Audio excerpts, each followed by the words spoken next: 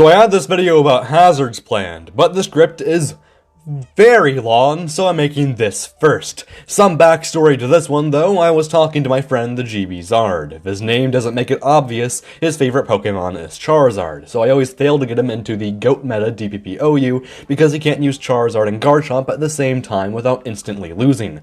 Or failing a verification test. Of course, this is because the latter is banned and the former instantly loses to Stealth Rock. This begged the question for him, though, which resulted in him asking me to answer the question of what each generation of Pokemon would look like without Stealth Rock. By the way, if I don't mention a Pokemon in a given generation, that's because it's donkey doo-doo. Also, I won't mention Rapid Spinners and Defoggers because their roles would remain unchanged, with Spikes staying around and all. As we all know, the introduction of Stealth Rock and DPP completely shaped how Pokemon was played from then on. With a move so influential, the sheer number of changes its removal would bring would be plentiful, which is why I'll be limiting this discussion to OU. First off, the lead meta would be very different.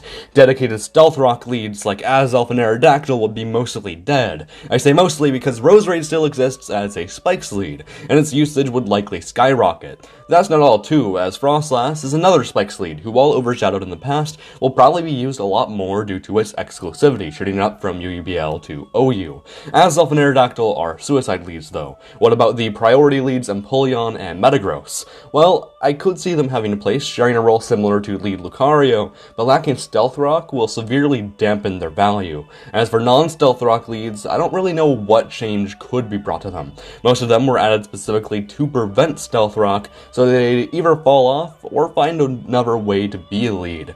In that case then, the only lead to remain unchanged would be Skarmory, who could easily switch to using Spikes instead of Stealth Rock. So with all that said, we can now evaluate every Pokemon with Stealth Rock to see if they'd be useful in OU. Here we'll be starting with Aerodactyl. Without Stealth Rock, it has two sets, both of which are surprisingly useful, and both of which would keep it in OU. Azelf is the most defining lead in all of DPP. Lead picks live and die off of how well they beat Azelf, and even then, Azelf is usually guaranteed rocks regardless. Even with its best role taken though, it would still be a remarkable choice in OU, as it can run dual screen, choice item sets, nasty plot, and life orb. Yes, there's a reason why Azelf is a staple part of this tier. Blissey is good with or without Stealth Rock. It'll be just fine. Same goes for Clefable, by the way. I've already discussed how lead Empoleon and Metagross could still be used, but they still have many other useful sets, with the former having agility, specially defensive, and choice specs, and the latter having agility, trick, mix attacking, and choice item sets. Despite having Stealth Rock, Fortress and Skarmory tend to use the more rare Spikes, so their role would remain unchanged. Gliscor is another great Pokemon with Stealth Rock who never uses the move, so it would also remain unchanged. Heatran is a Pokemon you tend to slap rocks on if you don't already have a user of the move on your team, so it would stay just as viable, if not more viable without it. Pokemon in a similar spot to it are Celebi, Jirachi, Swampert, and Tyranitar. Granted, Swampert is valuable mainly because of rocks, so while I could still see it being good, it would still certainly struggle. Hippowdon is the first Stealth Rock user that I could see being seriously affected by its removal, as a big reason to use it over Tyranitar is how much easier it is to consistently set up rocks with it. Despite this, its unique ground typing, instant recovery, and use of Roar would still make it a part of OU. Infernape has many sets which don't use Stealth Rock. It'll be fine. So I went through all of that to make the point that Stealth Rock setters aren't made good exclusively because of the move. All these Pokemon are good Pokemon first, and Stealth Rock setters second. With that point established then, how would all the Stealth Rock weak Pokemon with a niche in OU adjust?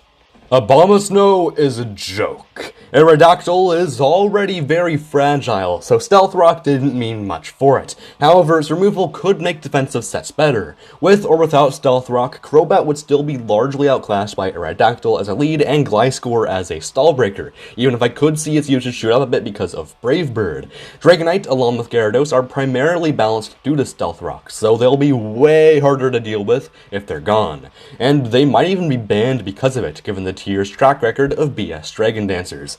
As I've already explained, Frostlass would be the only suicide lead left in OU, and as such, would have a far more genuine niche.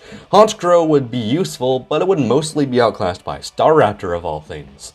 Moltres would actually be a genuine OU threat without Stealth Rock, already having a niche in OU with a sub-roost set to counter Scizor, and having the potential to get more niches like Life Orb and Choice Specs, where its unique typing could make it an excellent wall breaker.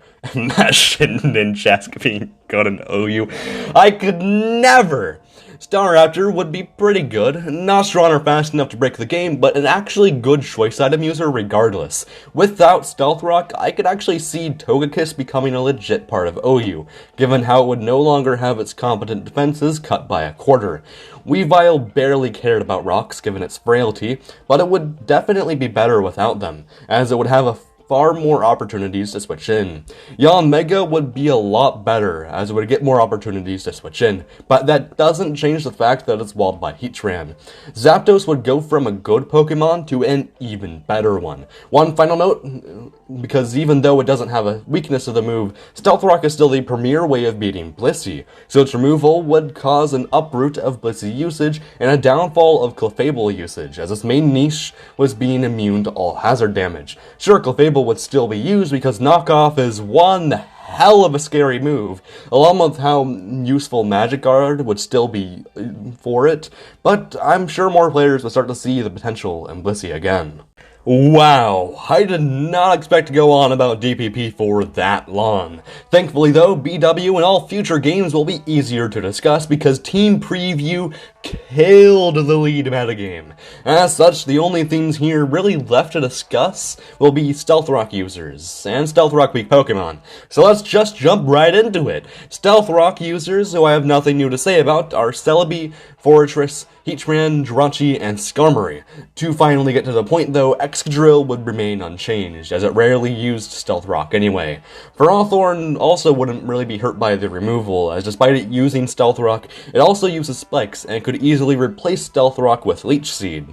Despite having a set dedicated to Stealth Rock, Garchomp has a ton of other sets it can use. It'll be just fine. Unlike the last generation, Gliscor actually uses Stealth Rock, but it's still a good Pokemon even without it, as Swords Dance sets are very competent. Half of Landorus Therian sets rely on Stealth Rock, but the other half are great even without it. Granted, were you even worried to begin with? I mean, Landorus Therian could never be bad. Despite having the move, Mamoswine doesn't tend to use it, so nothing would really change. Terrakion has a Stealth Rock set, but it also has more sets than Landorus Therian, so I don't see it going anywhere. As Stealth Rock removal would help Tyranitar get over its 4 move slot syndrome and make it even better than it already is.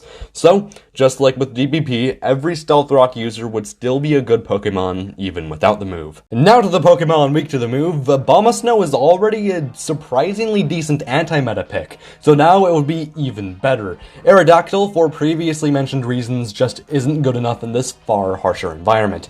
Chandelure could possibly sneak its way into OU as a Fire-type wall breaker on Sun teams. Cloyster is used on Hyper-Offense teams, so I doubt Stealth Rock ever bothered it to begin with. It would just be a quarter harder to kill the damn thing without it.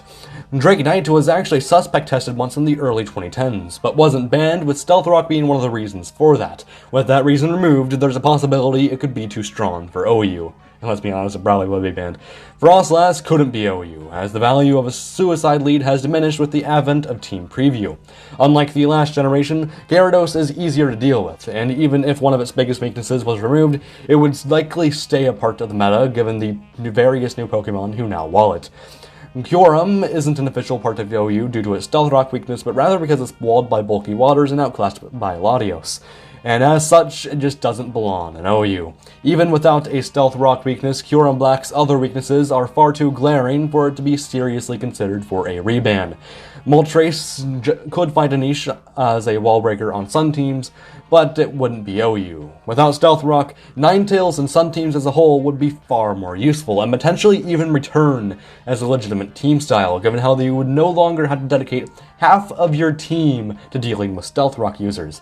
Salamence is already a great Pokemon, and would likely be banned without Stealth Rock for the same reasons as Dragonite. Staraptor has been power creeped quite hard this generation. Tornadus Incarnate would surely be used on rain teams, and be propelled to OU, as who could pass up on an unmissable Hurricane? Thunderous Therian would be banned at the drop of a hat, as it would turn a Pokemon who was already at the edge into one which has clearly passed it. Victini would just be a physical Chandelure.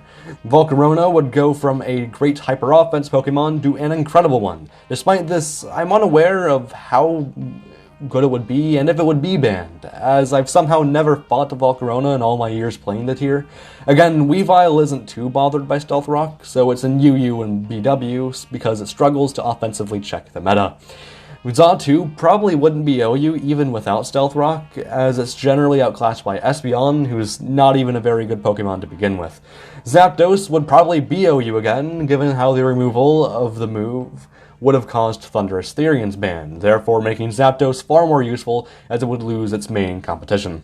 You get the gist, so I'll spare you the nonsense and get to the Stealth Rock users. Users who I have nothing new to say about are Excadrill, Ferrothorn, Garchomp, Heatran, Hippowdon, Jirachi, Landorus Therian, Skarmory, and Tyranitar. Azelf is only OU due to the desire to use hyper-offense teams at the tail end of the generation, a desire existing for the exclusive purpose of a temporary tournament which necessitated the use of them. It's not a legitimate part of the tier, and without Stealth Rock, it wouldn't have even had that role to begin with. For more information, Freezeye has a video on the subject. So, after 2 generations of nothing, we finally found a Pokemon who needs Stealth Rock to be viable.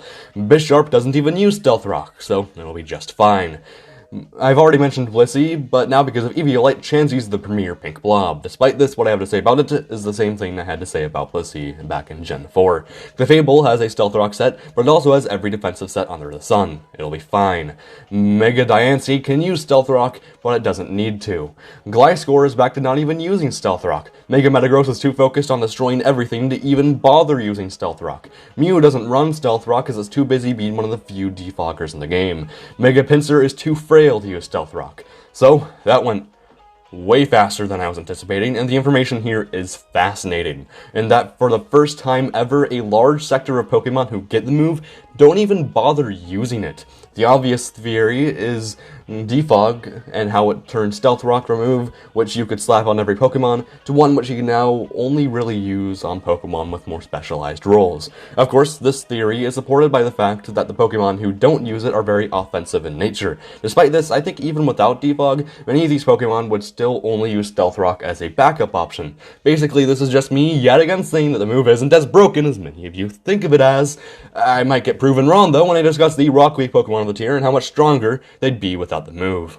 Pokemon I have nothing new to say about are Dragonite, Kyurem, Kyurem Black, Volcarona, Weavile, and Zapdos. Mega Aerodactyl is mainly hampered by its lack of Flying Stab, and for that reason I couldn't picture it to know you, even if it would likely be banned from UU. Altaria loses its Rock weakness when it Mega Evolves, so it wouldn't fare too differently. Mega Beedrill has the potential to be OU, given how it was mainly hampered by being a pivot weak to Stealth Rock. When its speed is so high, it can just U-turn away from its checks, and it's because of this that it would be legitimately good. Without Stealth Rock, Charizard's Mega Evolutions will be even better than they already are. I don't think they'd be ban-worthy, but you need to prepare for them even more than before. Gen 6 is too fast-paced a meta for me to see Gyarados having a niche, even if Stealth Rock's removal could make Mega Gyarados easier to use. Mega Pinsir would go from a niche pick to a far more feared one, but I doubt it would be banned. As Gen 8 proves, Rotom Heat would be an excellent OU pivot without rocks. Talonflame is physically weaker than a mushroom. So even though it would be way better, it wouldn't be ban-worthy by any means. Thunderous Incarnate would be way better without rocks, potentially even ban-worthy. Thunderous Therian wouldn't quite be ban-worthy, but it would still be good. Even with its fairy typing, Togekiss is a shadow of its former self, and Stealth Rock didn't change that. Packing Regenerator, Tornadus Therian didn't even mind rocks, and it would be way better without them. It doesn't quite sweep through the whole tier though, so it would be tough to see it get banned, although it very well could, as Gen 8 proves. Being a wall breaker, it's easy to picture Victini being far better without Stealth Rock, as it'll have far more opportunities to switch in. Volcanion is hindered a lot because of Stealth Rocks, so it would become a legitimate pick in OU without them, or at the very least it could. Zapdos is good because it removes Stealth Rock. I doubt it would stay in OU given how both Thunderous Thorns outclass it offensively. A new generation comes with a new list of Pokémon to analyze. Stealth Rock wielding Pokemon I have nothing new to say about are Chansey, Clefable, Mega Diancie, Ferrothorn, Jirachi, Landorus Therian, Skarmory, Tyranitar, and Mega Tyranitar. Due to the power creep, Excadrill now only has 2 sets, one of which relies on Stealth Rock. Despite this, it would still be an OU Pokemon without the move. With the exception of its Mega Evolution, every Garchomp set now uses Stealth Rock. I could see it still being a good Pokemon without the move, but unlike prior generations, it would be a significant blow this time. Gliscor is back to how it was in Gen 5. Heatran, just like Garchomp, always uses Stealth Rock, so its fate would be similar. Kommo-o uses Stealth Rock a lot, and only doesn't use it in this one gimmicky Belly Drum set, so it would likely struggle in OU without it. Mega Mawile doesn't even use Stealth Rock. Mega Swampert only uses Stealth Rock if a team doesn't already have it. So there's a ton of observations to be made here, and it mostly has to do with power creep. One common trend among most Stealth Rock using Pokemon is that they're also versatile. This is how they're able to stay afloat. As the power level increases though, many Pokemon are forced into using just Stealth Rock sets. This is why it's Gen 7 to introduce so many Pokemon who would genuinely struggle without the move, which is something that wouldn't have happened in previous generations. Enough analysis though, you just want to see the statistics, so I'll analyze the Stealth Rock weak Pokemon of Gen 7 and see how they'd fare without it. Pokemon I have nothing new to say about are Mega Charizard X, Mega Charizard Y, Kyurem, Kyurem Black, Mega Pinsir, Tornadus Therian, Victini, Volcanion, Volcarona, Weavile, and Zapdos. Wait, Avalugg has a niche? Blacephalon is one of the best wall breakers in the game. Not having Stealth Rock would give it far more opportunities to switch in, and even though it wouldn't be banned as evidenced by Ash Greninja's existence in the tier, it would certainly tower above everything. Dragonite would probably escape UUBL, since lacking a Stealth Rock weakness would allow it to properly utilize Multiscale. Moltres is quite good in UU, and even though the lack of Stealth Rock could leave it banned, I couldn't really see it being a legit part of OU. Alolan Ninetales is usually a lead, so it wouldn't be affected by removing Stealth Rock. The same goes for Ribombee and Scolipede, by the way. Pelipper is good at setting up rain, and would be even better without a Rock-type weakness. Thundurus Incarnate Speed is no longer as impressive, therefore I could see it fitting in quite comfortably into OU. Thundurus Therian, on the other hand, would just be outclassed. Everything wears boots now, so Stealth Rock isn't even worth a damn anymore. As you know, I have a very primal hatred of Gen 8, and it'll be hard to write this in an unbiased way because of that. Stealth Rock wielding Pokemon I have nothing new to say about are Bisharp, Garchomp, Landorus Therian, and Tyranitar. Blissey doesn't bother using Stealth Rock anymore because it's too busy teleporting itself into my goddamn hit list. Stealth Rock is no longer as useful on Clefable, but it's still an option it can use. Ferrothorn opts to just use Spikes now. To my surprise, not even Heatran uses Stealth Rock anymore. With Defog being more common, Mew can now run Stealth Rock, but only as a suicide lead on hyper offense teams. The first thing of note that I saw is that there are far less Pokemon with Stealth Rock in OU, and that only a few of them, such as Garchomp, Landorus Therian, and Tyranitar, are even known for running the move anymore. It's not to say that hazards themselves aren't useful, as plenty of Pokemon I mentioned still get use out of Spikes. It's just to say that heavy-duty boots were far too severe a punishment for Stealth Rock. To prove this, I'll be taking a look at all the Stealth Rock weak Pokemon and explaining why doing so will only waste my time, as many of them won't have significant tiering changes to begin with. Pokemon I have nothing new to say about are Avalugg, Blacephalon, Alolan Ninetales, Pelipper, Thundurus Therian, Togekiss, Tornadus Therian, Victini, Volcanion, Volcarona, Weavile, and Zapdos. I'm not that knowledgeable on Hail Hyper Offense, or most of Gen 8, but I'm guessing the team style as a whole would be far better without Stealth Rock, so maybe Arctozolt could end up in OU. Charizard has a niche on Sun teams, so maybe it could be OU without Stealth Rock. Glacier is too slow, even without Stealth Rock. Mandibuzz would appreciate leftovers, but they're just not enough to let it know you. Again, Alolan Marowak is too slow. Like Mandibuzz, leftovers just wouldn't be enough to put Moltres in OU. Given how Galarian Moltres doesn't even use heavy duty boots, it could be a legit OU Pokemon without Stealth Rock. Leftovers would be a significant boon for Rotom Heat, but as Rotom Wash Bean and UU proves, they just aren't enough. Imagine using Shedinja. Shuckle is a suicide lead, so it wouldn't be affected by a Stealth Rock removal. Repeat what I said for Ninetales in Gen 5, and potentially apply it to Torkoal here. Without Stealth Rock, Xatu's role as a Magic Bouncer wouldn't be as valuable in OU. So there's a few observations here. To start, the only Pokemon I ended up having something new to say about were Pokemon who didn't have OU niches in the last generation. If that's not proof of how we're essentially living in a Stealth Rock removed meta, then I don't know what could. Also, out of the few new Pokemon I mentioned, most of them were held back by weaknesses unrelated to Stealth Rock. Basically, all this just gives me more reason to hate Gen 8. So that's it. This script was long, and so will most future competitive Pokemon scripts be. I don't want to just give the surface level information. I want to go all out in explaining everything I can. I want to make the best videos in this community, and I hope you're all ready for the road that'll take us on, as we'll now go all out.